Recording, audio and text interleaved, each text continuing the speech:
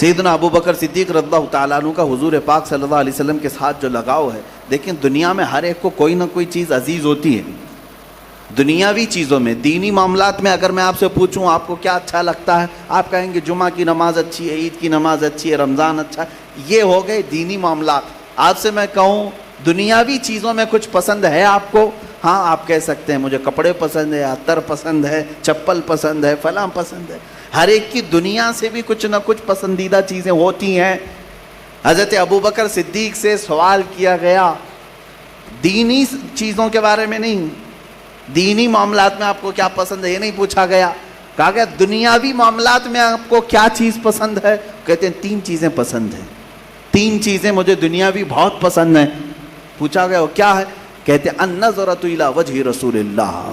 پہلی چیز یہ ہے کہ رسول اللہ کے چہرے کی طرف دیکھنا، حضور صلی اللہ تعالیٰ علیہ وسلم کی طرف دیکھتے رہنا، یہ مجھے بہت پسند ہے. وَأَن يَكُونَ ابْنَتِي تَحْتَ زَوْجِ رسول اللہ. دنیاوی معاملات میں اگر مجھ سے پوچھ رہے ہو تو دوسری میری پسندیدہ چیز یہ ہے کہ میری بیٹی رسول اللہ کے نکاح میں ہو جائے، یہ میری پسندیدہ چیز ہے. تیسری چیز انہوں نے جو بیان کی وہ بھی رسول پاک سے ریلیٹڈ تھی، یعنی ان کی دنیا بھی رسول کی زندگی ہے اور دین بھی رسول کی زندگی ہے. میرے عزیزو، یہ صدیق اکبر رضی اللہ تعالیٰ عنہ کی زندگی پاک کے خاص عناصر ہیں، خاص اوصاف ہیں کہ انہوں نے اگر کوئی چیز پوچھا بھی ہے، مانگا بھی ہے تو حضور کی ذات کو ہی مانگا ہے. اللہ کے حبیب صلی اللہ تعالیٰ علیہ وسلم کو چھوڑ کر ان کے پاس کوئی اور چیز نہیں تھی.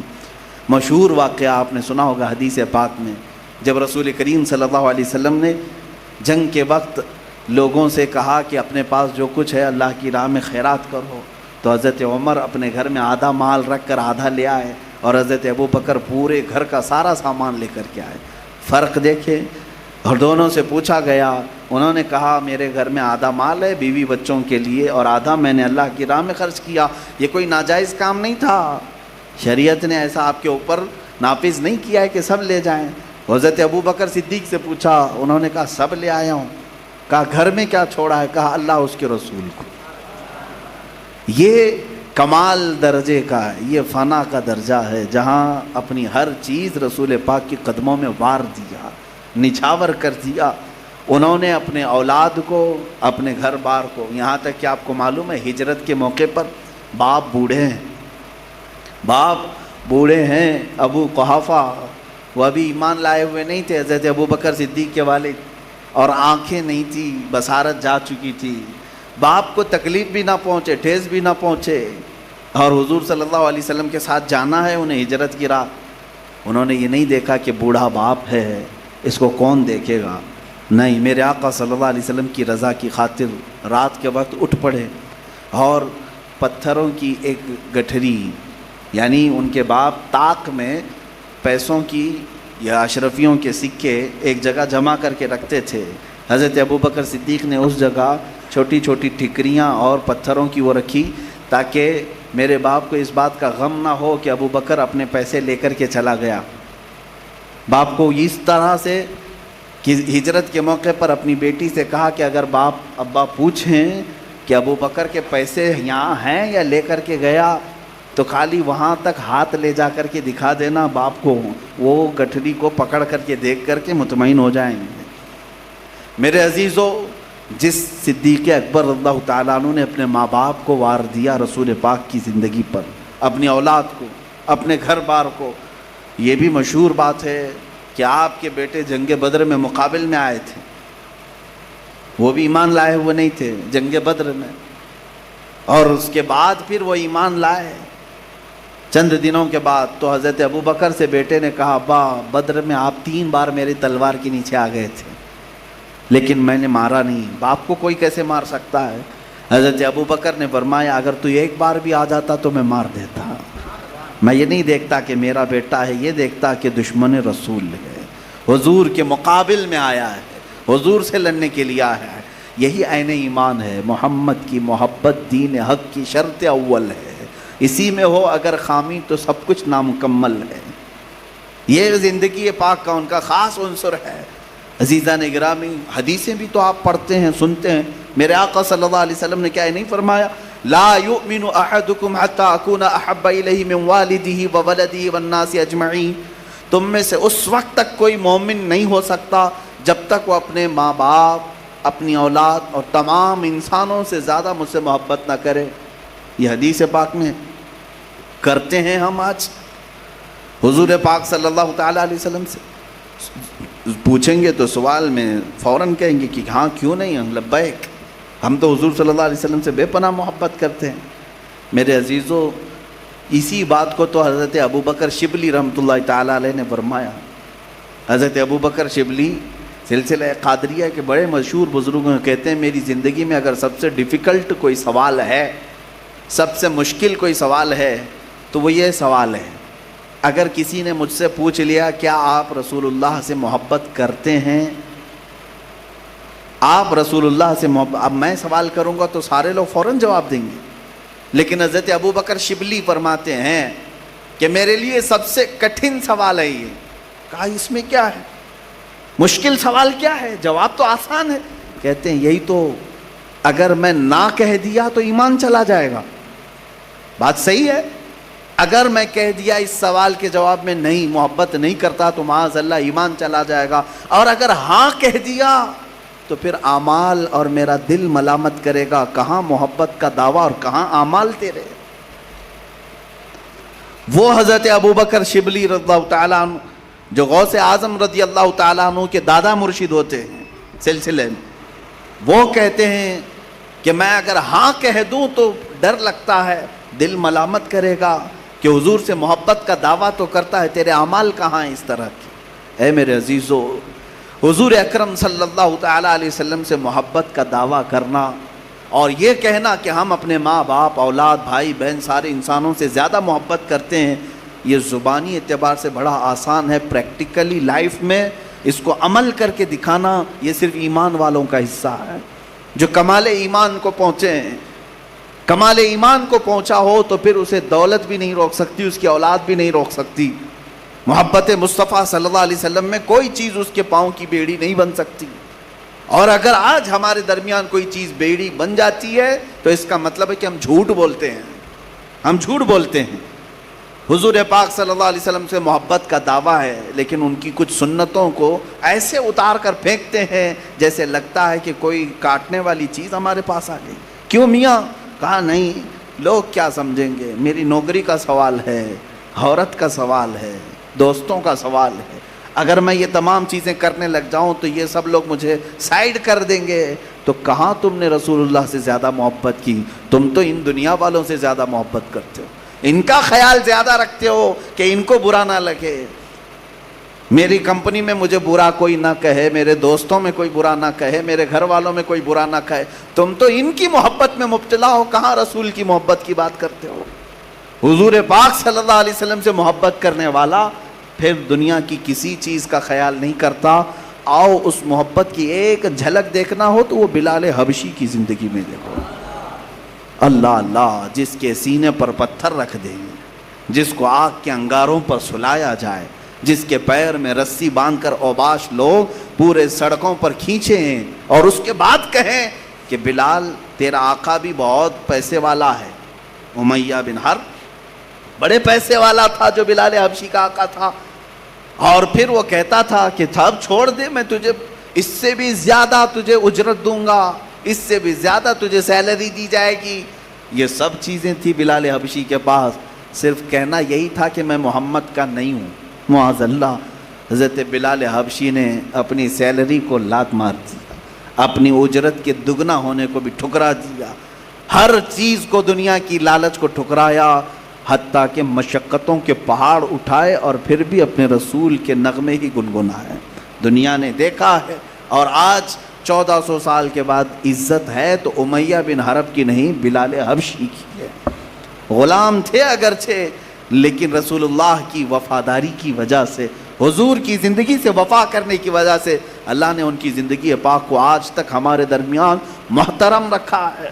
اور جو انہیں مارا تھا اس کی کسی کی تاریخ بھی نہیں ملتی، کون ہیں وہ، کہاں ہے ان کی اولاد، ختم ہو گئے۔ ظلم کرنے والے ظالموں کی داستان ختم ہو جاتی ہے، اور جو محبت مصطفیٰ میں ایک مار بھی کھا لے وہ قیامت تک کے لیے یہ اپنا نشان باقی رہ جاتا ہے۔ اعلیٰ حضرت نے یہی تو فرمایا، بے نشانوں کا نشان مٹتا نہیں، مٹتے مٹتے نام ہو ہی جائے گا۔ عزیزان گرامی، صدیق اکبر رضی اللہ تعالیٰ عنہ کی زندگی پاک کا جو خاص وصف ہے وہ یہی ہے، حضور اکرم صلی اللہ تعالیٰ علیہ وسلم کی رضا، کہ وہ اپنے ہو گئے تو رحمت پروردگار اپنی۔ اللہ کو راضی کرنے کا طریقہ قرآن نے کیا بتایا ہے؟ کیا یہ اچھا ایک یہاں بیچ میں رک کر کے میں کہوں گا، بعض لوگ یہ کہتے ہیں کہ یہ جو بریلوی لوگ ہیں ان کا معاملہ یہ ہے کہ یہ صرف رسول پاک صلی اللہ تعالیٰ علیہ وسلم کی بات کرتے ہیں اور اتنا بڑھاتے ہیں اتنا بڑھاتے ہیں اتنا بڑھاتے ہیں۔ یہ چیز ہمارے اوپر تھوپی جاتی ہے یا بولی جاتی ہے یا اس کو الگ زاویے میں پیش کی جاتی ہے۔ میں بتاتا ہوں، الحمدللہ ہم اہل سنت و جماعت حضور پاک صلی اللہ علیہ وسلم کا کثرت سے اگر ذکر کرتے ہیں تو وہ کسی کے کہنے سے نہیں، خود ہمارے خالق کے کہنے سے، خود رب ذوالجلال کے کہنے سے۔ اللہ رب العزت نے قرآن میں یوں کہہ دیا، قل ان کنتم تحبون اللہ فاتبعونی یحببکم اللہ۔ اے رسول اپنے غلاموں سے کہہ دیں، اگر تم اللہ کی محبت چاہتے ہو، اگر تم سب اللہ کی محبت چاہتے ہو تو میرے پیچھے چلو۔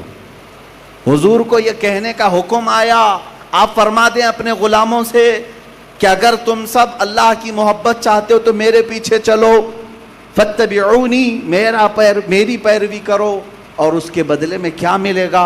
حضور کے پیچھے چلنے سے، حضور کی بات کرنے سے قرآن کہتا ہے یحببکم اللہ، اللہ خود ہی تم سے محبت کرے گا، اللہ تم سے محبت کرے گا، یحببکم اللہ۔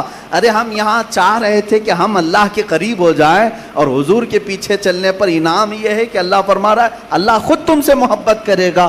اسی لیے امام اہل سنت فاضل بریلوی نے یوں فرمایا ہے، خدا کی رضا چاہتے ہیں تو عالم، پوری دنیا کس کی رضا چاہتی ہے؟ اللہ راضی ہو جائے، اللہ راضی ہو جائے۔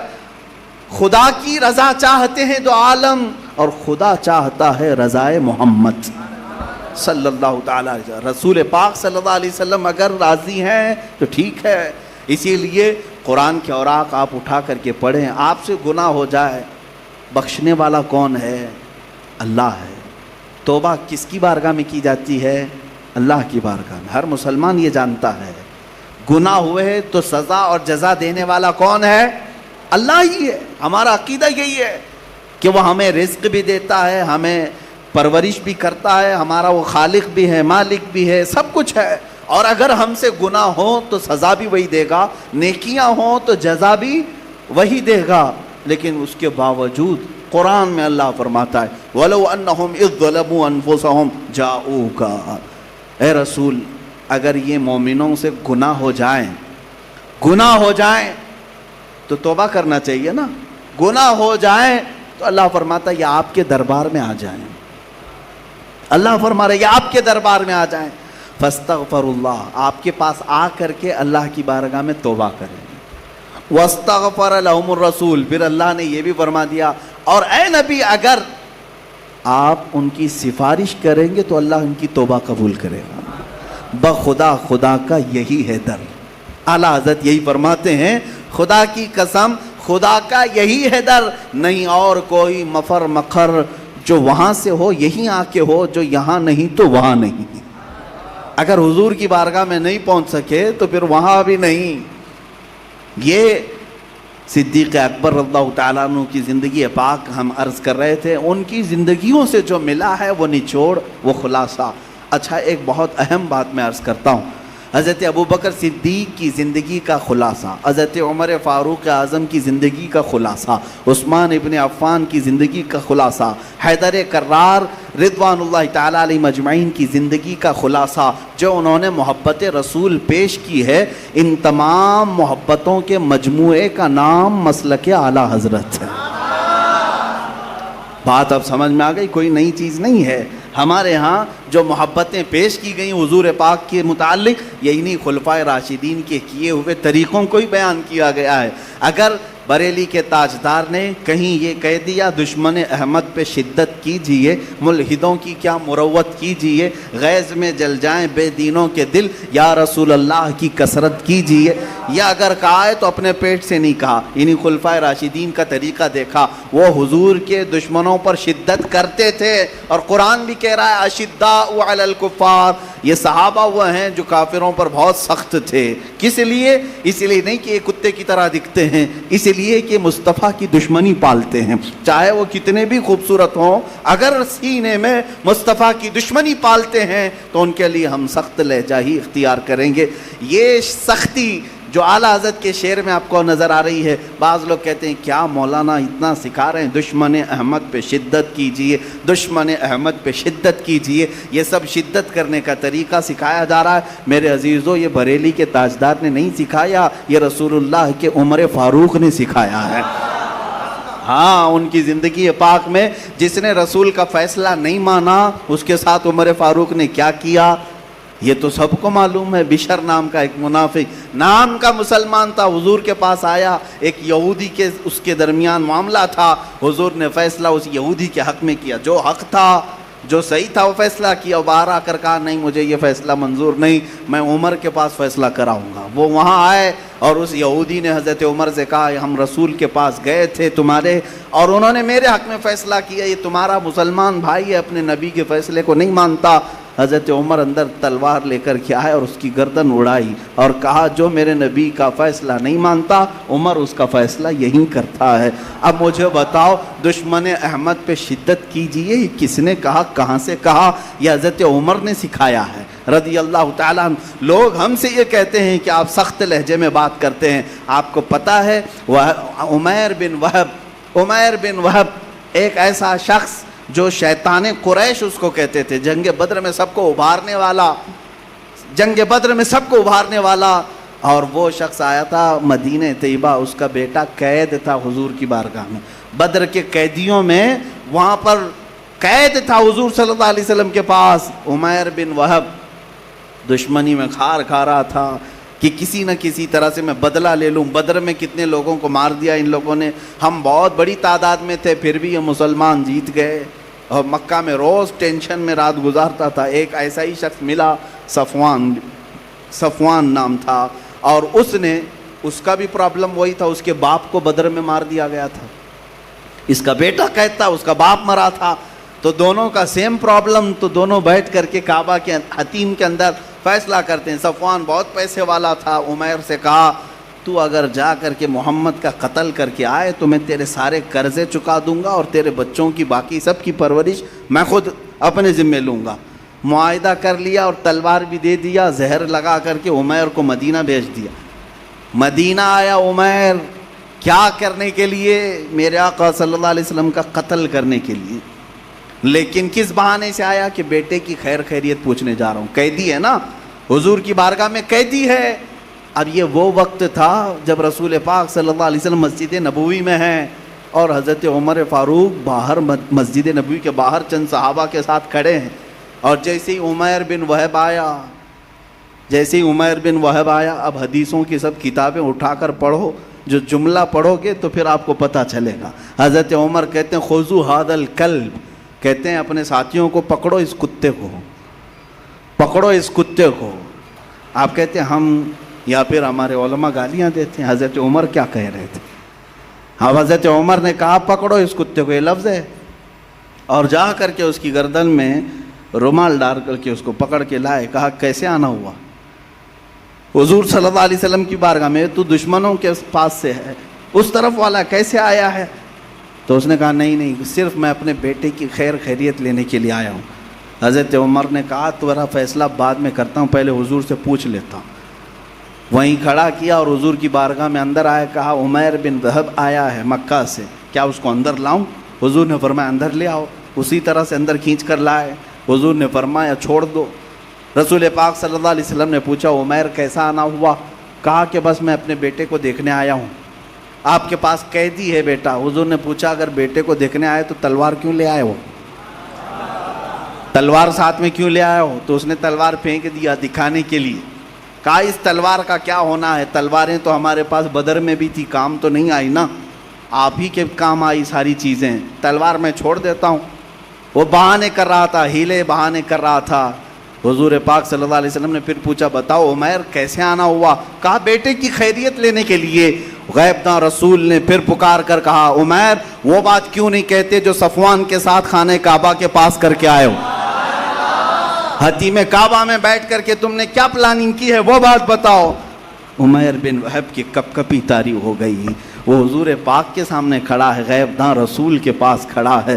میرے آقا کی اتنی بات سن کر کے اس نے کہا اشہد ان لا الہ الا اللہ واشہد انک محمدن رسول اللہ صلی اللہ علیہ وسلم، میں گواہی دیتا ہوں آپ اللہ کے رسول ہیں۔ کلمہ طیبہ پڑھا، داخل اسلام ہوا، بیٹا بھی باپ بھی حضور پاک صلی اللہ علیہ وسلم نے آزاد کیا۔ حضرت عمر جو گمچھا ڈالے تھے، رومال ڈالے تھے، اب گلے میں ہاتھ ڈال کر باہر لے آتے ہیں، گلے میں ہاتھ ڈال کر باہر لے آتے ہیں، اور جو صحابہ کھڑے تھے ان کے سامنے جو کہتے ہیں یہ سکھایا ہے عمر فاروق نے مسلک کیا ہونا چاہیے، تمہارا مذہب اور مسلک کیا ہونا چاہیے۔ کہتے ہیں واللہ انی لخنزیر احب الی، کہتے ہیں تھوڑی دیر پہلے اس سے تھوڑا سا اچھا مجھے خنزیر لگتا تھا، خنزیر غلیظ جانور۔ حضرت عمر کہتے ہیں میں اس کو خنزیر کو اس سے بہتر سمجھتا تھا عمیر بن وہب سے، کیونکہ میرے اندر اس قدر اس سے نفرت تھی کہ یہ رسول پاک کے خلاف پورے مکہ والوں کو بھڑکا کے لایا تھا۔ اے صحابہ سنو، ابھی یہ ایمان لایا ہے، اب مجھے میرے اپنے عزیز بیٹے سے زیادہ یہ محبوب ہے، میرے اپنے بیٹے سے زیادہ میں اس سے محبت کرتا ہوں۔ تو پتہ یہ چلا ایمان کا حصہ حضور سے جڑا ہوا ہے، وہ اپنے ہو گئے تو رحمت پروردگار اپنی۔ اسی لیے حضرت تاج الشریعہ رحمۃ اللہ تعالیٰ علیہ نے فرمایا ہے نبی سے ہو جو بیگانہ اسے دل سے جدا کر دیں، پدر مادر برادر جان و مال ان پر فدا کر دیں۔ ہاں اگر وہ حضور کا ہے تو ہمارا ہے، اور اگر حضور سے اس کی کوئی چپکلش ہے تو پھر وہ ہماری ماں سے پیدا کیوں نہ ہوا ہو، دودھ میں سے مکھی کی طرح ہم نکال دیں گے۔ یہی ہمارے ایمان کا رشتہ ہے، اسی پر ہماری زندگی بھی گزرتی ہے۔ صدیق اکبر رضی اللہ تعالیٰ عنہ اور حضرت عمر فاروق رضی اللہ تعالیٰ عنہ دونوں کی زندگی میں جو خاص عنصر نظر آتا ہے وہ یہی ہے، محبت مصطفیٰ صلی اللہ علیہ وسلم۔ اچھا ان دونوں نے حفاظت بھی کیسے کی ہے؟ کسی کو پر مارنے نہیں دیا، کسی کو بارگاہ رسالت مآب صلی اللہ تعالیٰ علیہ وسلم میں کوئی سوراخ کرنے تک نہیں دیا۔ آپ کو پتہ ہے مسجد نبوی شریف میں حضور صلی اللہ علیہ وسلم کی وفات کے بعد حضرت عمر کا معاملہ یہ تھا، حضور تو قبر انور میں ہے نا، حضور قبر انور میں ہیں، یہ سب لوگ آج سنیں۔ حضرت عمر اگر بیٹھتے مسجد نبوی میں، مسجد بڑی ہے، کہیں کونے میں کوئی بات چیت کر رہا ہوتا، کہیں کوئی ادھر ادھر بیٹھ کر یہ بات چیت کر رہے ہوتے، کنکریاں اٹھا کر کے ان کو مارتے، کنکریاں اٹھا کر کے مارتے، اور یہ کہتے کہ کس کی آواز مسجد میں بلند ہوئی، کیا اسے خبر نہیں ہے کہ اللہ کے رسول آرام کر رہے ہیں، اللہ کے رسول آرام فرما رہے ہیں۔ یہ ظاہری زندگی کی بات نہیں کر رہا ہوں، وفات کے بعد حضرت عمر مسجد نبوی میں کسی کو بلند آواز سے بات کرنے نہیں دیتے تھے، کبھی بات کرنے نہیں دیتے تھے۔ میرے عزیزو یہ عقیدہ بھی وہیں سے ہم نے سیکھا ہے، تو زندہ ہے واللہ، تو زندہ ہے واللہ، میری چشم عالم سے چھپ جانے والے۔ سیدہ عائشہ صدیقہ رضی اللہ تعالیٰ عنہ کسی کو میخ مارنے نہیں دیتی تھی، وہاں آس پاس میں کوئی دیوار میں میخ مارے، زور آواز آئے تو آپ منع کرتی کہ رسول پاک صلی اللہ علیہ وسلم آرام فرما ہے، یہاں بلند آواز آئے گی تو ایمان کا خطرہ ہے، ایمان جانے کا خطرہ ہے۔ یہ حضرت عمر فاروق رضی اللہ تعالیٰ عنہ کا ادب تھا، اور حضرت صدیق اکبر رضی اللہ تعالیٰ عنہ کا بھی ادب یہی ہے۔ میرے عزیزو ان کی زندگیوں میں کوئی بھی اگر خاص وصف تمہیں نظر آتا ہے تو حضور کے ارد گرد گھومتا ہی نظر آئے گا۔ آپ کو میں بتاؤں جہاں آج مسجد نبوی شریف میں محراب ہے میرے آقا صلی اللہ علیہ وسلم، محراب ہے، آج بھی ہے، وہ محراب بھی ہے، منبر بھی ہے۔ حضور اکرم صلی اللہ علیہ وسلم جہاں کھڑے ہو کر کے نماز پڑھاتے تھے وہ محراب آج بھی موجود ہے، منبر قریب میں ہے۔ لیکن حضرت ابوبکر صدیق جب خلیفہ بنے تو جانتے ہیں، اب مثال کے طور پر یہ محراب ہے، اگر میں یہ نماز پڑھانے کے لیے کھڑا ہوا تو یہاں میں کھڑا ہوا اور سامنے ادھر سجدہ کر رہا ہوں، یہی ہوتا ہے۔ حضرت ابو بکر صدیق رضی اللہ تعالیٰ عنہ نے اپنی خلافت کے زمانے میں محراب کی دیوار کو آگے سے نکال کر پیچھے کر لیا، تھوڑا پیچھے کر لیا۔ کہا، پوچھا کیوں؟ حضور کا جو محراب تھا اس کو دیوار میں لے لیا اور تھوڑا سا چھوڑ دیا جہاں حضور قدم رکھتے تھے، اتنا چھوڑ دیا، باقی کا دیوار کے اندر لے لیا۔ کہا کیوں؟ کہا مجھے گوارا نہیں کہ کبھی کوئی حضور کی سجدہ گاہ پر چل کر چلا جائے، حضور نے یہاں سجدہ کیا ہے اور اتنا اس لیے چھوڑا کہ اب قیامت تک جو بھی امام آئے سجدہ وہاں کرے جہاں میرے آقا کے قدم تھے، سجدہ وہاں کرے جہاں رسول پاک قدم رکھ کر کھڑے ہوتے تھے۔ یہ صدیق اکبر کا ادب ہے، عشق رسالت معاب صلی اللہ علیہ وسلم۔ عزیزان گرامی وقار، وہ قرآن پر عمل کرنے والے صحابہ تھے، خلفائے راشدین، انہوں نے ہمیں اپنی زندگیوں سے جو سکھایا ہے وہ درس محبت ہی سکھایا ہے، میرے آقا صلی اللہ تعالیٰ علیہ وسلم کی زندگی پاک کا۔ اب میں تھوڑے سے آپ کی خلافت کے زمانے دونوں کے عرض کر دوں، وقت بہت کم ہوتا ہے، ان کی زندگی کے جو خاص عناصر تھے وہ مجھے عرض کرنا ضروری ہے۔ میرے عزیزوں، آپ خلفائے راشدین کو پڑھو، صحابہ کو پڑھو، کل ملا کر کے یہ نچوڑ ملے گا۔ حضور اکرم صلی اللہ تعالیٰ علیہ وسلم کی زندگی پاک کو اگر تم نے اپنی زندگی میں نہیں شامل کیا یا خیال نہیں کیا تو تمہارا نام صرف مسلمان رہ جائے گا، اسلام سے تمہارا کوئی تعلق ہی نہیں رہے گا۔ الا لا ایمان لمن لا محبت لا، آگاہ ہو جاؤ، خبردار ہو جاؤ۔ جمعہ کے خطبے میں سنتے ہوں گے یہ لفظ، کہا جاتا ہے آگاہ ہو جاؤ، خبردار، تم میں سے کسی کا ایمان نہیں جس کے سینے میں حضور کی محبت نہیں۔ الا لا ایمان لمن لا محبت لا، خبردار، اس کا ایمان ہی نہیں جس کے سینے میں حضور کی محبت نہیں۔ ہم یہی چیز اب تک سیکھ کر کے آئے اور اللہ ہماری نسلوں میں بھی یہی چیز باقی رکھے، یہی چیز باقی رکھے۔ اگر اپنی زندگی میں آج کچھ کر سکتے ہو تو یہی کرو، اپنے بچوں کو حضور کی محبت سکھاؤ، نہیں پلاؤ، پلاؤ۔ اب آگے جو زمانہ آ رہا ہے بڑا خطرناک ہے، آندھیاں چلیں گی، طوفان چلیں گے، کس چیز کے؟ ہواؤں کے نہیں، کفر و شرک کی آندھیاں، گستاخان رسول کی آندھیاں، بدعقیدوں کی آندھیاں، یہ تمہاری اولاد کے اوپر بجلی بن کر کے بھی کڑک سکتی ہیں۔ بہت ساری اس طرح کی خرافات اب دیکھنے کو مل رہی ہیں۔ انہوں نے حد کر دیا ہے، سوشل میڈیا پر، ٹیلی ویژن پر، پرنٹ میڈیا پر، الیکٹرانک میڈیا پر، سب پر اپنی اجارہ داری قائم اور سب ٹارگٹ بناتے ہیں حضور کی ذات کو۔ اور ایسے میں اگر تم کچھ کر سکتے ہو تو اپنی اولاد کی تربیت میں محبت مصطفیٰ گھول کر پلاؤ، بچوں کو ہمیشہ یہ سکھاؤ، میرے آقا کا نام بھی آئے تو ادب سے لیا کرو، ہاں اس کو ہلکے میں نہ لیں۔ ہم بزرگوں سے پہلے سے انگوٹے چوم کر کے یہ ادب کا ایک ماحول پیش کرتے تھے کہ نبی کا نام آئے تو عام کیفیت میں نہیں رہنا ہے۔ ترکی کے ایک بزرگ تھے، 96 سال کی عمر ہو گئی تھی ان کی، 96 ایئر کے، اگر تقریر میں حضور کا نام ذکر کرنا ہوتا محمد صلی اللہ علیہ وسلم، چاہے وہ 40 مرتبہ بھی نام آئے وہ کرسی چھوڑ کر کھڑے ہو جاتے تھے۔ حضور کا نام، رسول پاک صلی اللہ علیہ وسلم کا نام وہ بیٹھ کر کے نہیں لیتے، یہ ان کا اپنا ادب تھا۔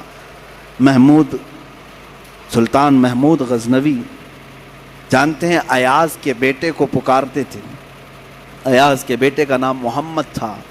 ایک بار ایاز خاص وزیر ہے محمود غزنوی کا، خاص وزیر ہے، تو ایاز کے بیٹے کو پکارا، اے ابن یا ایاز، اے ایاز کے بیٹے آ جا۔ ایاز کو پتہ چلا کہ سلطان نے آج میرے بیٹے کو نام لے کر نہیں پکارا، تو کہا کہ اس وقت ایسا ہی تھا، نام لے کر نہ پکارنا ناراضگی کی علامت ہوتی۔ بعد میں ادب سے آ کر کے پوچھا محمود سے، سلطان محمود سے، کیا آپ اس خادم زادے سے کوئی غصے میں ہیں، ناراض ہیں؟ میرے بیٹے سے کوئی غلطی خطا ہوئی ہے؟ اس کا نام لے کر نہ پکار کر اسے ابن ایاز کہا۔ سلطان محمود نے کہا نہیں، ایسی کوئی بات نہیں، میں وضو سے نہیں تھا، میں وضو سے نہیں تھا، اس لیے میں نے محمد نام پکارا نہیں۔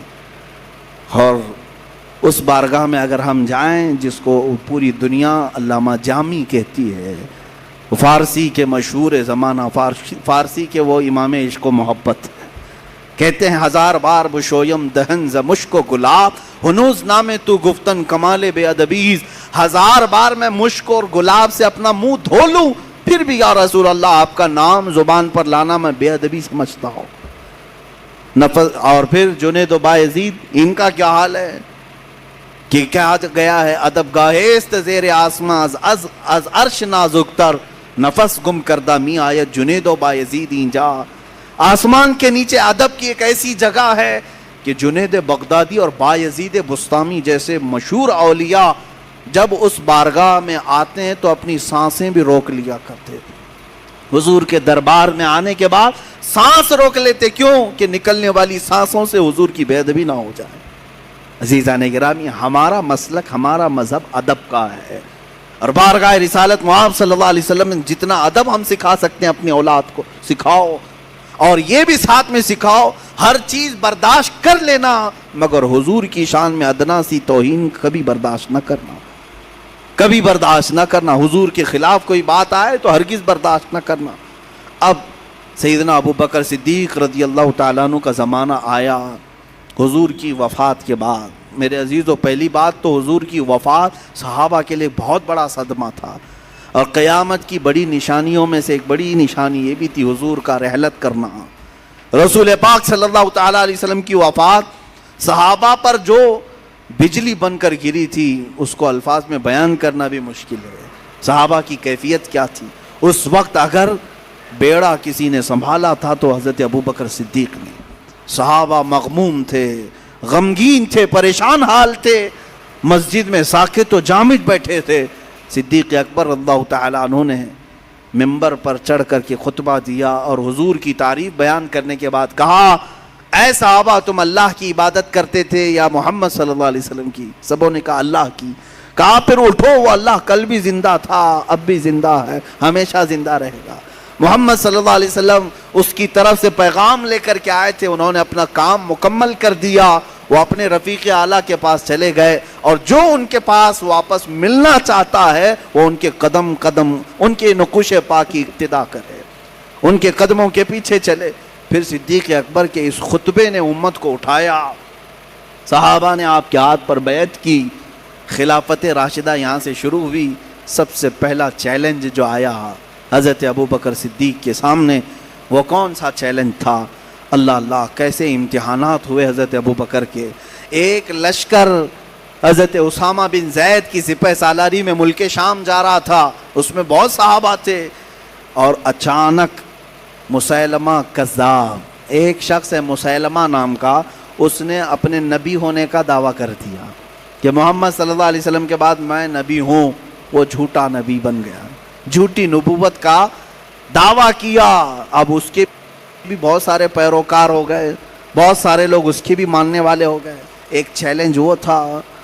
اور حضرت ابو بکر صدیق رضی اللہ تعالیٰ عنہ کے زمانے میں یمن کے علاقے میں اور ایک فتنہ برپا ہو گیا۔ ایک اور جھوٹا نبوت کا مدعی اسود عنسی تھا۔ کئی محاذ آپ کے سامنے ایک ساتھ کھڑے ہو گئے، ایک ساتھ آ گئے، لیکن صحابہ کہتے ہیں کہ حضرت ابو بکر کی پیشانی پر کبھی بل تک نہیں آتے تھے۔ اتنے بڑے بڑے محاذ ہیں، حضور کی وفات ہوئی ہے۔ ایک اور جماعت نکل پڑی جو زکوٰۃ کا انکار کرنے لگے ہیں، کہا اب سے ہم زکوٰۃ نہیں دیں گے۔ زکوٰۃ کے منکرین بھی، مسیلمہ کذاب کے پیروکار بھی، جھوٹی نبوت کا دعویٰ کرنے والے۔ یمن میں اسود عنسی کا ایک محاذ، ملک شام میں حضرت اسامہ بن زید کے لشکر کو بھی بھیجنا ہے۔ چار محاذ اچانک سامنے آئے۔ کون فیصلہ لے گا ایسے وقت میں؟ کون فیصلہ لے گا؟ عزیزان گرامی وقار، حضرت ابو بکر صدیق وہ تنہا پختہ ایمان والے تھے۔ حضرت عمر آ کر کے وہاں مشورہ دے رہے تھے کہ حضرت ابو بکر سے کہ تھوڑا اس کام کو ڈیلے کر لیں، پہلے یہ کام کر لیں گے۔ حضرت ابو بکر صدیق نے کہا، اے عمر وہ جوش کہاں چلا گیا تمہارا جو مکہ میں ہوتا تھا؟ ایمان لانے کے بعد تو حضرت عمر کہتے ہیں میں نے دیکھ لیا حضرت ابو بکر کا سینہ ایمان سے بھرا ہوا ہے، ایمان سے بھرا ہوا ہے۔ سبوں نے تصدیق کر دی۔ چاروں محاذ پر حضرت ابو بکر صدیق نے ہر ایک کو بھیجا۔ ہر ایک کو بھیجا ملک شام، اسامہ بن زید گئے، یمن کا محاذ سر کرنے کے لیے خالد بن ولید گئے، اور پھر اس کے مسیلمہ کذاب کے خلاف 1200 سے زیادہ صحابہ گئے، جس کو جنگ یمامہ کہتے ہیں۔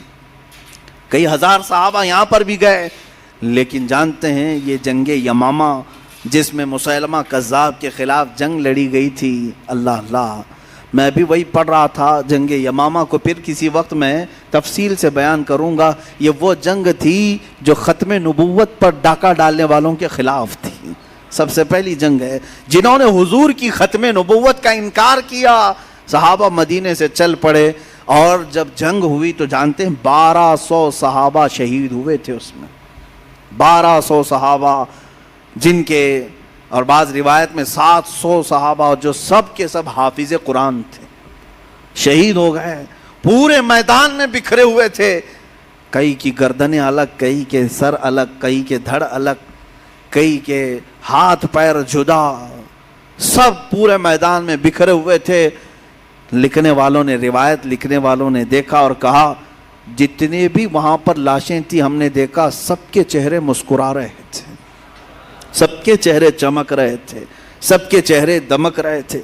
کیوں نہ چمکیں، کیوں نہ دمکیں؟ اس لیے کہ وہ جس کے لیے جان دے رہے تھے، وہ کوئی معمولی شخصیت نہیں تھی۔ جب وفات کے وقت وہ آ جائیں تو سارا درد بھی ہلکا ہو جائے۔ عزیزان گرامی، یہ جنگ یمامہ میں اتنی بڑی شہادتیں ہوئی، صدیق اکبر رضی اللہ تعالیٰ عنہ نے اس محاذ کو بھی سر کر لیا، مسیلمہ کذاب کو اسی وحشی صحابی نے، جن کا نام وحشی ہے، جنہوں نے حضرت امیر حمزہ کو قتل کیا تھا، وہ ایمان لائے بعد میں، اور وہی ذریعہ بنے مسیلمہ کذاب کو قتل کیا۔ وہ کہتے تھے میں جب ایمان نہیں لایا تھا تو اسلام کے ایک بڑے عظیم بطل جلیل بہادر کا قتل کیا، اسلام لایا تو مسیلمہ کذاب کو قتل کر کے میں نے پرانا کفارہ ادا کر لیا۔ حضور پاک صلی اللہ علیہ وسلم کی اس نبوت پر ڈاکہ ڈالنے والے کا خاتمہ ہوا، اسود انسی کا خاتمہ ہوا، اسامہ بن زید کا جو لشکر گیا تھا وہ بھی فتح مبین سے ہمکنار ہو کر واپس آیا۔ صدیق اکبر رضی اللہ تعالیٰ عنہ کے 2 سالہ خلافت کا زمانہ ایسا ہے جو سنہری فتوحات ہیں، جس جگہ حضرت ابوبکر صدیق نے بھیجا وہ فتح یاب ہو کر کے لوٹا۔ آپ کی زندگی پاک میں اسلامی سلطنتیں وسیع ہوتی رہیں، بڑھتی رہیں، صرف 2 سال لیکن ایسے رہے حضرت ابوبکر صدیق کہ اسلامی سلطنتوں کو وسیع کرنے کی ہمیشہ فکر رہتی، لیکن ایک غم ہمیشہ رہتا تھا، حضور کے قریب حضور پاک کے چہرے کو نہ دیکھنے کا غم۔ حضور اکرم صلی اللہ علیہ وسلم کے روضہ اطہر کے پاس جاتے تو بے اختیار رونے لگ جاتے تھے، اور آپ کی وفات اسی غم مصطفیٰ میں ہو گئی۔ رسول پاک صلی اللہ تعالیٰ علیہ وسلم کی یہ خلیل، حضور کے یہ یار غار، جنہوں نے حضور صلی اللہ علیہ وسلم کے لیے اپنی سب چیزیں قربان کی تھی۔ عزیزان گرامی وقار، حضور کی طرف اس قدر ادب کا ماحول میں نے کسی اور میں نہیں دیکھا جو حضرت ابوبکر صدیق نے دیکھا۔ صدیق اکبر رضی اللہ تعالیٰ عنہ ہمیشہ حضور صلی اللہ علیہ وسلم کے آگے پیچھے، ہجرت کے موقع پر کبھی دائیں چلتے، کبھی بائیں، کبھی آگے، کبھی پیچھے۔ حضور پوچھتے ایسا کیوں کر رہے ہو؟ حضرت ابوبکر کہتے کہ مجھے لگتا ہے کہیں سے کوئی تیر چلے تو میرے اوپر آ جائے۔ حضور صلی اللہ تعالیٰ علیہ وسلم جب جنگ بدر میں تھے تو حضرت علی رضی اللہ تعالیٰ عنہ سے پوچھا گیا، حیدر کرار ہے، شیر خدا ہے، ان کی شجاعت پر کسی کو کوئی سوال ہی نہیں۔ پوچھا گیا صحابہ میں سب سے زیادہ بہادر کون تھا؟ صحابہ میں سب سے زیادہ شجاعت والا کون تھا؟ حضرت علی کہتے ہیں میری نظر سے اگر پوچھو گے تو ابوبکر صدیق تھے۔ کہا کیوں؟ کہا بدر کے موقع پر جب حضور کا خیمہ لگایا گیا تو دشمن پورے بہت غرور میں ناچ رہے تھے، بات اس چیز کی آ گئی کہ حضور کی حفاظت کے لیے کون کھڑا رہے گا، اس کی ذمہ داری کتنی بڑی ہوتی ہے۔ حضور کی حفاظت کے لیے جو کھڑا، کچھ بھی اگر حضور کو ہوا تو حفاظت کرنے والا پہلے پکڑا جائے گا، اس کے اوپر ساری چیزیں آئیں گی، تو کیا کر رہا تھا؟ تو اس موقع پر حضرت علی کہتے ہیں صحابہ سب گھبرائے تھے، اس وقت اگر کوئی آگے بڑھا تھا تو ابوبکر صدیق تھے حضور کے خیمے کے پاس، اور ایسے کھڑے ہو گئے تھے کہ کسی کو پر مارنے کی بھی ہمت نہیں تھی۔ وہ رسول پاک صلی اللہ علیہ وسلم کے ڈیفنس کے لیے بھی اس قدر الرٹ رہتے تھے۔ حضرت ابوبکر صدیق رضی اللہ تعالیٰ عنہ کی زندگی یہی خلاصہ یہی ملتا ہے کہ ان کی زندگی ارد گرد گھومتی ہے، وہ ایک پروانے تھے جو شمع کے ارد گرد گھومتے تھے۔ عزیزان گرامی وقار، حضور پاک صلی اللہ تعالیٰ علیہ وسلم کی وفات ظاہری کے بعد حضرت ابوبکر کے 2.5 سال کا عرصہ جب گزرنے کو آیا تو آپ بخار زدہ ہوئے، بیمار ہوئے، جمادی الاخر کا وقت تھا، اور اس وقت وفات سے پہلے بھی جو وصیت کرتے ہیں وہ کیا ہے؟ کہتے ہیں میرا جنازہ نہلا دھلا کر غسل کفن دے کر جنازہ حضور کے روضے کے پاس رکھ دینا اور پوچھنا، اجازت لینا کہ آپ کا خلیل، آپ کا دوست آپ کے ساتھ دفن ہونے کی اجازت چاہتا ہے، اگر اجازت مل جائے تو مجھے اندر دفن کرنا حضور کے حجرے میں، ورنہ جنت البقیع میں عام مسلمانوں کے ساتھ دفن کر دینا۔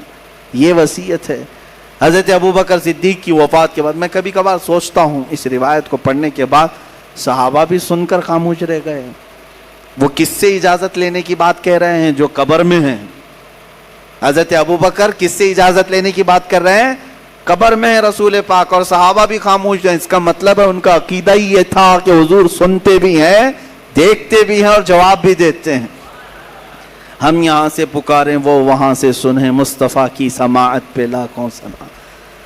وفات ہوئی، حجرے انور کے باہر رکھا گیا، اور صحابہ میں سے ایک صحابی نے پکار کر کے کہا، اے اللہ کے نبی، آپ کا دوست آپ کے ساتھ دفن ہونے کی اجازت چاہتا ہے۔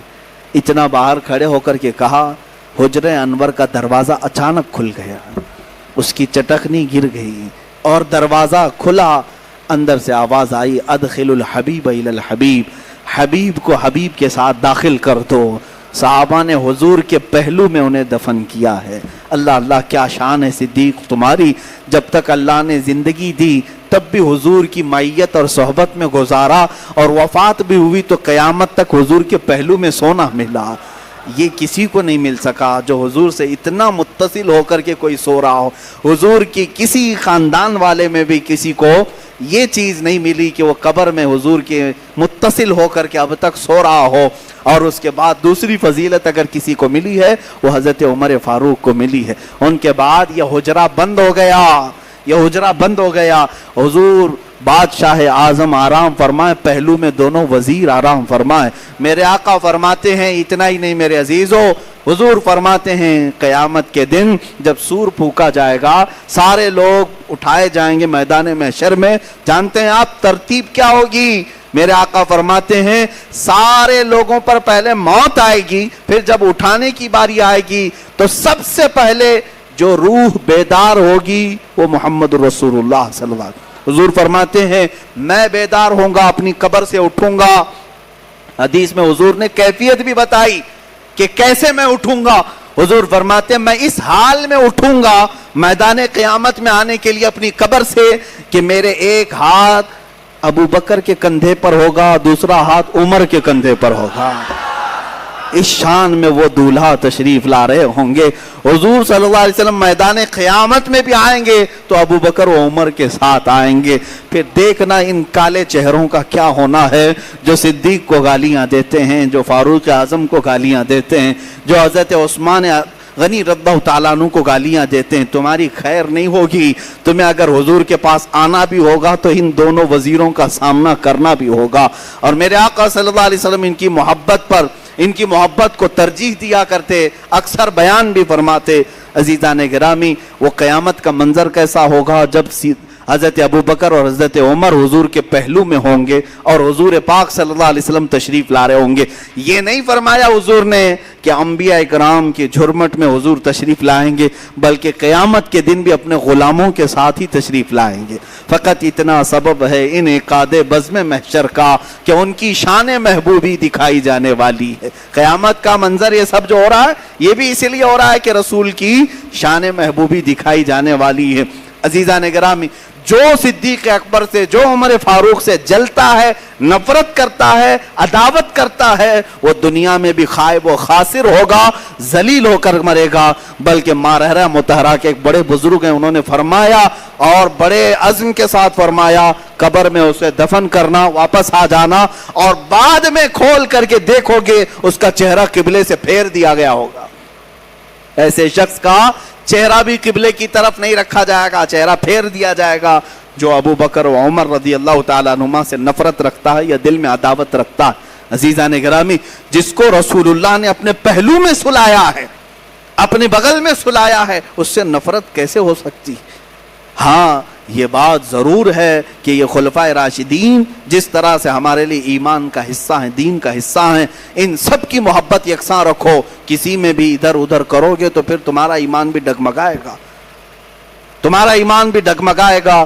مجھے انشاءاللہ العزیز کل دو باقی خلفائے راشدین کی سیرت پر میں مختصر عرض ضرور کروں گا، حضرت عثمان غنی رضی اللہ تعالیٰ عنہ اور حضرت حیدر کرار رضی اللہ تعالیٰ عنہ۔ حضرت ابو بکر صدیق کی وفات کے بعد سیدنا عمر فاروق رضی اللہ تعالیٰ عنہ کی جو خلافت کا زمانہ ہے وہ تاریخ اسلام میں سب سے روشن زمانہ ہے۔ 10 سال کا جو زمانہ ہے یہ بہت روشن زمانہ ہے۔ اسی زمانے میں پورا ملک مصر فتح ہوا ہے۔ یہی حضرت عمر کا زمانہ ہے جس میں قیصر و کسریٰ بھی ٹوٹ گئے۔ قیصر و کسریٰ، روم کا بادشاہ قیصر کہلاتا تھا، ایران کا بادشاہ کسریٰ کہلاتا تھا۔ 2 سپر پاور طاقتیں تھی اس زمانے کی۔ اس زمانے میں اگر کوئی امریکہ اور رشیا کو سمجھتا ہے تو اس زمانے میں روم اور ایران یہ 2 بہت بڑے سپر پاور طاقتیں تھیں۔ ان کے بادشاہوں کے پاس لاکھوں کی فوج تھی۔ ان کو اگر کسی نے دھول چٹایا ہے تو وہ عمر فاروق رضی اللہ تعالیٰ عنہ۔ ان کا خلافت کا زمانہ بڑا روشن رہا ہے، اسی لیے تو حیبت ایسی طاری تھی، ہر جگہ خبر پھیلی رہتی تھی، ہر جگہ خبر پھیلی رہتی تھی۔ حضرت عمر کے رعب و دبدبے کے متعلق، جس کے متعلق اعلیٰ حضرت فرماتے ہیں، وہ عمر جس کے آداب پہ شیدا سقر، اس خدا دوست حضرت پہ لاکھوں سلام۔ وہ حضرت عمر فاروق رضی اللہ تعالیٰ عنہ جن کے رعب کا عالم یہ تھا کہ قیصر و کسریٰ کی کرسیاں ہلتی تھی۔ ایک بار کوئی آیا قاصد وہاں سے پوچھتے ہوئے مدینے میں پتہ، جاسوس تھا، کسریٰ بادشاہ کے ہاں سے آیا دیکھنے کے لیے کہ یہ عمر رہتا کیسے، کتنے باڈی گارڈ ہیں، کہاں ان کی سیکورٹی ہے، سب دیکھ کر کے جانے۔ پوچھا مدینے میں آ کر تمہارے بادشاہ کہاں رہتے ہیں؟ پوچھنے جس سے پوچھا جا رہا تو ہنسنے لگے، ہمارا بادشاہ نہیں ہوتا، ہمارا بادشاہ نہیں ہوتا، ہمارا امیر المومنین ہوتا ہے۔ کہا وہ کہاں رہتا ہے، اس کا محل کہاں ہے؟ پھر وہ ہنس پڑے، کہا اس کا محل بھی نہیں ہوتا، اس کا محل نہیں ہوتا، جاؤ وہ فلاں پیپل کا درخت ہوگا اس کے نیچے سو رہا ہوگا مسجد نبوی کے قریب۔ وہ حیرت میں آ کر کے ڈھونڈتے ہوئے دیکھا کہ دوپہر کا وقت ہے، یہ عمر فاروق ایک بغیر کچھ بچھائے نیچے زمین پر تنہا آرام کر رہے ہیں۔ جو پورے قیصر و کسریٰ کو ہلا کر رکھا ہے وہ ایک درخت کے نیچے آرام سے سو رہا ہے۔ اور وہ قاصد آیا اور سوچا اگر میں چاہوں تو ابھی مار کے ختم کر دوں، سب لوگ سکون کی سانس لیتے رہیں گے۔ اچانک حضرت عمر کی آنکھیں کھل گئی اور کہا جو تو سوچ رہا ہے وہ ہو نہیں سکتا۔ اللہ جس کی حفاظت فرمائے۔ حضرت عمر بیدار ہوئے اور کہا ہم نے اپنی کرسیاں خون چوس کر کے نہیں بچھائی، عدل و انصاف پر قائم کیا ہے، اللہ رب العزت کے دین پر قائم کیا ہے۔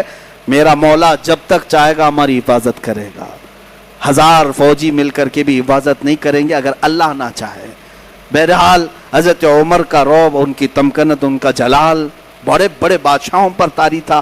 قیصر و کسریٰ ختم ہو گئے، وہاں سے مال غنیمت لایا گیا، حضرت عمر فاروق کا ہی زمانہ تھا، اور وہ بشارت بھی حضور نے حضرت سراقہ کو جو دی تھی۔ سراقہ یہ وہ شخص ہے جو ہجرت کے موقع پر حضور صلی اللہ علیہ وسلم کا پیچھا کرتے ہوئے آ گیا تھا۔ واقعہ بڑا طویل ہے۔ حضور نے پیچھے مڑ کر دیکھا یہ گرفتار کرنے آیا ہے مجھے ابو بکر کو۔ حضور نے فرمایا زمین پکڑ لے اسے، زمین پھٹ گئی، سراقہ اندر گیا، گھٹنوں تک رونے لگا، چھوڑ دیں آپ کریم ابن کریم ہیں، شریف ابن شریف ہیں۔ حضور نے کہا اے زمین چھوڑ دے، زمین کھل گئی، وہ نکل گئے۔ یہ زندہ معجزہ تھا میرے آقا صلی اللہ علیہ وسلم۔ پھر دوبارہ نیت خراب ہوئی، پھر آیا، پھر حضور نے فرمایا پکڑ لے زمین، زمین نے پکڑ لیا، پھر رویا، حضور نے پھر چھوڑ دیا۔ 3 مرتبہ ایسا ہوا. وہ کیا لالچ تھی؟ مکہ میں اعلان ہوا تھا جو محمد اور ان کے ساتھی کو پکڑ لائے گا اسے 100 اونٹ دیے جائیں گے انعام. 100 اونٹ کا مطلب ہوا کہ اس زمانے کی 100 کوئی بڑی کاریں دے دی جائیں گی. لالچ تو ہر ایک کو ہوتی ہے, تو وہ بھی نکل پڑا تھا 100 اونٹ لینے کے چکر میں. حضور پاک صلی اللہ علیہ وسلم نے تیسری مرتبہ مڑ کر کہا, اے سراقہ تو 100 اونٹ کے چکر میں ہمارے پیچھے پڑا ہوا ہے, میں تو تیرے ہاتھوں میں قیصر و کسریٰ کے کنگن دیکھ رہا ہوں. قیصر و کسریٰ سپر پاور اس زمانے کے بادشاہ, ان کے ہاتھوں میں جو سونے کے کنگن ہوتے تھے وہ پوری دنیا میں مشہور تھے. حضور نے یہ کہہ دیا کہ میں تیرے ہاتھوں میں وہ دیکھ رہا ہوں. اس سراقہ نے فوراً کلمہ طیبہ پڑھ لیا, ایمان لائے, واپس مکہ چلے گئے, صحابی رسول بن کر رہے. جانتے ہیں بیچ میں ایک مرتبہ بہت بیمار ہو گئے. قیصر و کسریٰ ابھی فتح نہیں ہوئے تھے, ملک روم بھی نہیں, ملک ایران بھی فتح نہیں, اور حضرت سراقہ رضی اللہ تعالیٰ عنہ بیمار اتنے ہو گئے کہ لوگ ان کی عیادت کے لیے آنے لگے کہ آخری وقت آ گیا, بہت بیمار. جب لوگ آنے لگے تو حضرت سراقہ جلال میں آ گئے, کہا کائے کو تم سب میرے گھر آ رہے ہو, میں ابھی مرنے والا نہیں ہوں, تم سب جاؤ. کہا کہ بیماری آخری وقت کو پہنچی ہے. کہا ہونے دو, مجھے میرے آقا کی بات پر یقین ہے. حضور نے فرمایا قیصر و کسریٰ کے کنگن تمہارے ہاتھ میں دیکھ رہا ہوں, ابھی تک تو وہ آئے نہیں, اس کا مطلب ہے میں مروں گا نہیں. حضور کی بات پر یقین صحابہ کا دیکھیں, اور ہوا بھی یہی کہ اس بیماری سے وہ افاقہ پا گئے. حضرت عمر فاروق کا ہی زمانہ تھا, خلافت عمر تھی. اس زمانے میں صحابہ کی ایک فوج ایران بھی گئی, روم بھی فتح کر لیا, اور اس کے بعد وہ کسریٰ بادشاہ کی سلطنت ٹوٹ کر بکھر گئی. وہاں سے جب مال غنیمت آیا تو مدینے پہنچایا گیا, اس میں وہ کنگن بھی تھے. حضرت عمر کے پاس لائے گئے. کنگن تو کسی کو پہننا جائز نہیں, سونے کی بنگڑی ہو, انگوٹی ہو, کسی کو پہننا جائز نہیں. حضرت عمر کے پاس لایا گیا, آپ نے اٹھایا اور کہا حضور نے جس چیز کو حلال کیا وہ قیامت تک کے لیے حلال ہے, جس چیز کو انہوں نے حرام کہا وہ قیامت تک کے لیے حرام ہے, مگر میرے مصطفیٰ نے بشارت دی تھی سوائے سراقہ کے پھر قیامت تک کسی کے لیے پہننا جائز نہیں. یہ کہہ کر کے وہ کنگن لے گئے, حضرت سراقہ کو پہنایا, اور حضور کی یہ بشارت پوری ہوئی. چند ہی دنوں کے بعد حضرت سراقہ کی وفات بھی ہوئی. یہ قیصر و کسریٰ کی سلطنت کو سر کر لینا میرے عزیزو, حضرت عمر کے زمانے میں جو قیصر بھی گیا, کسریٰ بھی گیا, آج تک پھر دوبارہ وہ سپر پاور آ نہیں سکا. دوبارہ پھر وہ ملکوں میں سپر پاوری آ نہیں سکی. حضرت عمر کے زمانے میں یہ داخل اسلام ہوئے, یہ علاقے مسلمانوں کے اندر آئے. اسی طرح مصر کا پورا ایجپٹ جو آج ہے, مصر کو حضرت عمرو بن عاص کی فوج کو بھیج کر کے حضرت عمر کے زمانے میں ہی فتح کیا گیا تھا. اور اسلام کی روشن تاریخ میں اگر میں بتاؤں آپ کو, حضرت عمر کے ان 10 سالوں میں ایک بہت بڑی فتح کوئی ہوئی تھی تو وہ بیت المقدس کی فتح تھی.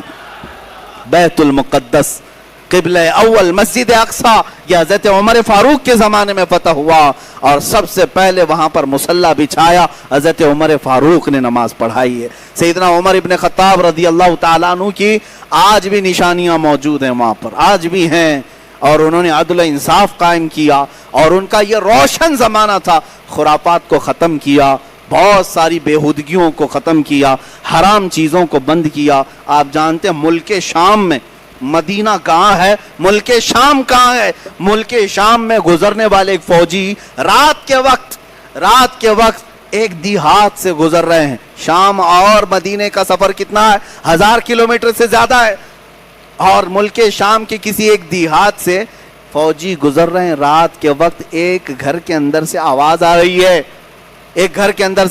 رہی ہے, ماں بیٹی سے کہہ رہی ہے دودھ میں تھوڑا پانی ملا دو. بیٹی کہتی نہ, عمر کی خلافت کا زمانہ ہے. کیا کہہ رہی ہے, حضرت عمر کی خلافت کا زمانہ ہے. انہیں معلوم ہو جائے گا یہ حضرت عمر مدینے میں بیٹھے ہیں اور دیہات کے گھر میں بھی عدل و انصاف قائم ہے.